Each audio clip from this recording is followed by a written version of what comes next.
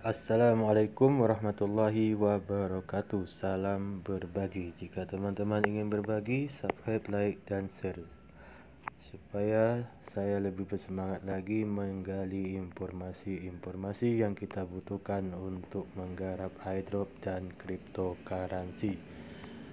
Oke, menindaklanjuti banyaknya pertanyaan teman-teman tentang KYC ya. KYC adalah Know Your Customer ya, mengetahui identitas customer. Oke, baik, kita lanjut ke aplikasinya. Oke, teman-teman banyak bertanya yang mana teman-teman ragu akan melakukan KYC pada beberapa exchanger yang mengadakan airdrop.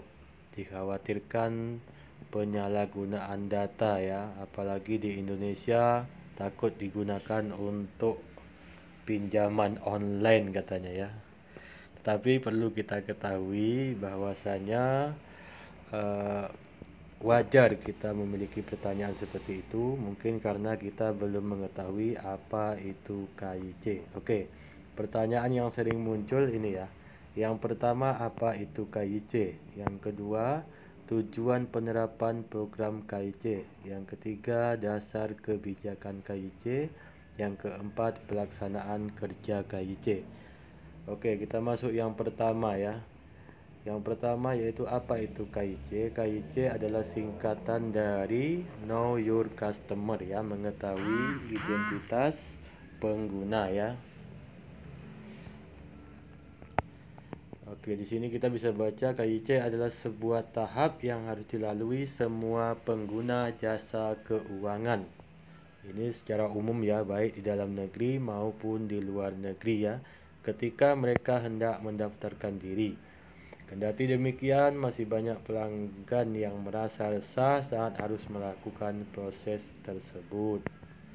Yuk pahami dengan seksama mengenai KYC dan fungsinya untuk berbagai lembaga penyedia jasa keuangan ya. Itu udah paham ya?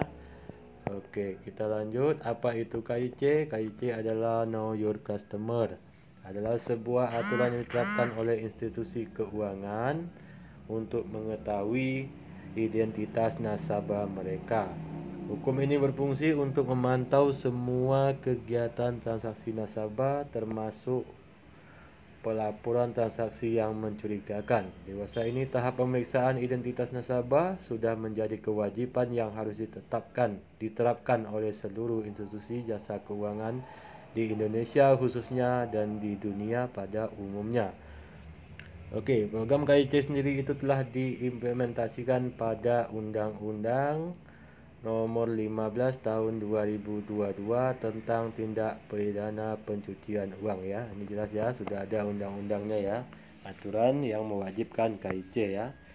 Peraturan ini ditegakkan agar perbankan di Indonesia ataupun di dunia tetap termasuk dalam kategori cooperative country ya, negara yang mentaati aturan keuangan dalam daftar Bank Dunia, sehingga Indonesia dapat terus melakukan transaksi keuangan secara global. Yang kedua, tujuan penerapan KYC.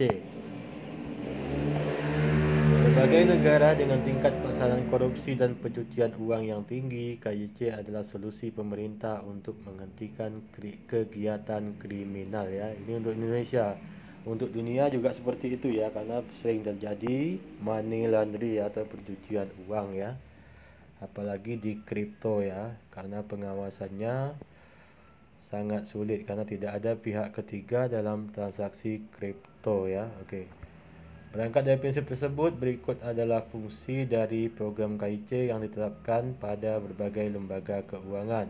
Yang pertama, memungkinkan lembaga keuangan untuk lebih mengenal dan memahami para pelanggan dan intermediari perusahaan. Yang kedua, memudahkan Bank Indonesia ataupun jasa keuangan untuk mengawasi semua kegiatan dilakukan lembaga keuangan.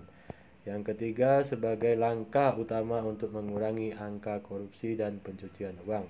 Yang keempat, menyediakan sistem pengawasan internal pada seluruh kegiatan yang sedang berlangsung di bawah naungan lembaga keuangan.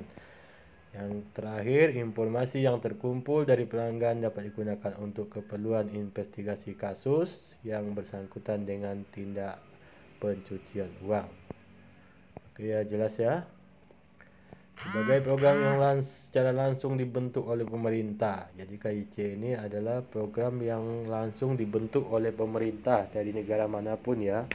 Dari semua institusi keuangan termasuk exchange yang ada yang menjualbelikan cryptocurrency ya. KIC telah diimplementasikan pada undang-undang. Sumber hukum yang jelas, seluk-beluk dan fungsi penerapan KIC pada lembaga keuangan Indonesia sebagai berikut ya. Di sini kita bisa baca ya. Ada perlindungan nasabah ya. Saya yakin juga di negara-negara lain dan semua exchange yang kita garap airdropnya juga memiliki undang-undang perlindungan konsumen ya. Oke, kita bisa baca di sini. Yang mana kalau Indonesia OJK ya yang mengawasi. Di sini seorang analis KIC harus mengumpulkan informasi tanpa membuat sang nasabah tersinggung ya. Kalau kita sudah paham, kita nggak tersinggung lagi dan nggak khawatir penyalahgunaan data pribadi kita. Untuk penerapan prinsip KIC memerlukan etika dan kebijakan khusus ya. Itulah pemaparan Green mengenai serba-serbi KIC yang perlu kalian ketahui sebelum mendaftarkan diri untuk sebuah jasa keuangan. Oke, dengan informasi ini saya harap bisa membantu teman-teman atau menambah pengetahuan teman-teman dalam melaksanakan KIC pada exchange yang terdaftar di negara-negara manapun ya. Oke, sekali lagi saya ingatkan tetap disclaimer ya, karena cryptocurrency memiliki risiko yang tinggi dan keuntungan yang tinggi. Jika Anda untung, tidak ada untungnya bagi kami, dan jika Anda rugi, tidak ada ruginya bagi kami. Salam berbagi.